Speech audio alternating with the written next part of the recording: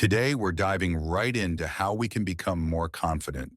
It's a question many people have, and I truly believe it's something we all grapple with at some point. Understanding how to overcome our lack of confidence and transform ourselves into truly confident individuals is not a simple task. To achieve this, the first thing you need to grasp is what confidence really is and what it means to lack confidence. Why do we feel confident? Why do we lack confidence? All the answers boil down to two simple words: inner strength. Your inner strength will dictate whether you feel confident or not. When you have a lot of inner strength, confidence follows. On the other hand, if your inner strength is low, you might find it hard to feel confident, no matter how much you try. Inner strength refers to your knowledge, abilities, and understanding within yourself. Let's take an example. Imagine you're getting ready for a running race. If you're someone who trains daily, is in good shape, and often wins practice races, your inner strength is, without a doubt, high. With high inner strength, you're going to feel quite confident. Now picture another participant in that race who might be out of shape, doesn't run regularly, and only shows up to say they did. No matter how much they tell themselves to be confident or strive to win, deep down they won't feel it. So remember, the root of confidence lies in your inner strength. If you're skilled, you naturally feel confident. But if you're lacking, confidence will be elusive. It's important to be clear about the differences between confidence, a lack of confidence, and just feeling nervous when we're trying something new. Don't confuse these feelings. Sometimes we might feel shaky, but still be confident. For instance, I often feel a surge of confidence, but when stepping into a meeting with a big corporation's board, I might feel my hands get cold and a bit shaky. That doesn't mean I've lost my confidence. Usually within 15 to 20 minutes, I'm back to normal. So you need to understand that feeling confident is entirely different from being confident or not. Even if we're confident, we can still feel nervous. But undoubtedly, if someone isn't confident, they're likely to shake more and have a higher chance of their plans falling apart. That wraps up the first part of our video, where we discuss the causes behind our confidence and what makes us feel unconfident. Now let's move on to the second part, which is even more crucial: how to become more confident. Getting back to our topic, to become more confident, you need to build your inner strength. It all connects, right? As we discussed earlier, lacking inner strength means lacking confidence. Of course, if you want to be more confident, you need inner strength. But don't worry, I'm not just throwing problems at you without offering solutions.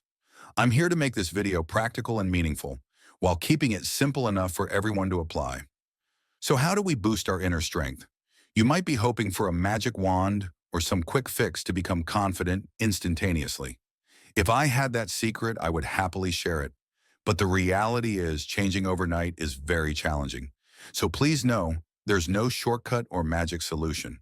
What you need to do is prepare yourself with a few key things. Start by choosing a field that you like, even if it's just a little bit. You don't need to be overly passionate about it. Just a basic interest will do. When you like something, you'll naturally want to learn more and become involved in that area.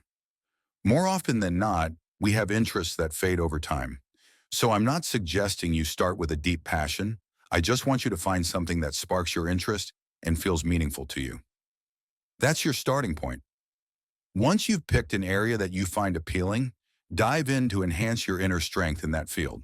For example, if I enjoy business, I commit myself 100% to learning about it. I watch videos, read books, and actively engage in business-related activities, all while aiming to see results as quickly as possible. That's my approach. Remember, the first step is to choose a field that you really like. Second, start learning to enhance your inner strength in that field. Just focus on that one area. Please, if during the time you're working in the field you've chosen, you spot something else that looks more appealing, and you jump over to that, that's a sign of failure. Put aside all the distractions. Concentrate on one thing for me and excel at it. Always keep that in mind and invest in learning and strengthening your capabilities. As I mentioned before, read books, learn from colleagues, observe, and utilize the internet. More importantly, once you've acquired that knowledge, start applying it in your work and your life. Pay attention to see if you achieve any results from what you've learned. Strive to find those results and diligently pursue them every day. Don't get distracted by other things. That's step 2. What's step 3? Once you have some results, learn to share them with others. Because when you share your accomplishments with others, suddenly your confidence will skyrocket. When you achieve something but only you're aware of it, your efforts haven't been acknowledged by anyone else, and you'll still feel a bit insecure in your thoughts. Please don't think sharing here means you have to quit your job to teach others how to get rich. Don't assume sharing means you need to attend seminars, wear a suit, wave your hands, or dance around. It can be as simple as posting something meaningful on Facebook, writing a blog to share your experiences, or creating a YouTube channel to showcase what you've accomplished. It's really that straightforward. Don't worry, I'm not asking you to become a wealth-building instructor. I personally don't support that notion either. A busy person simply can't spare the time to teach at seminars unless it's their primary business. Just remember to only share experiences relevant to your own journey. Pursue what you're passionate about tirelessly, and when you share, you'll receive feedback from others. This feedback might vary. It could be contrasting opinions or support. Such insights will help you refine and discover the optimal version of yourself. From there, you'll grow increasingly confident because you'll gain recognition from both yourself and society. That's the 3-step model that I believe will work for most people. You don't need to be a superstar in your field or have a YouTube channel with hundreds of thousands of subscribers. You don't need to be a famous Facebook personality. Sometimes you just need to write something down, and if 5 or 6 friends engage with it, you'll feel significantly more confident. Who knows? Invitations for coffee may pop up. Opportunities for networking will arise. You'll step into real life, meet people, and have another chance to discuss your experiences and insights. And then feeling confident will hardly be a challenge. Don't forget, this video aims to help you become more confident, not to make you a celebrity known by many. Stars come with their own price, and I believe that being confident is enough for you. Once you have that confidence, you'll tackle everything with resilience and a relaxed mindset. Let me repeat the 3 steps once more.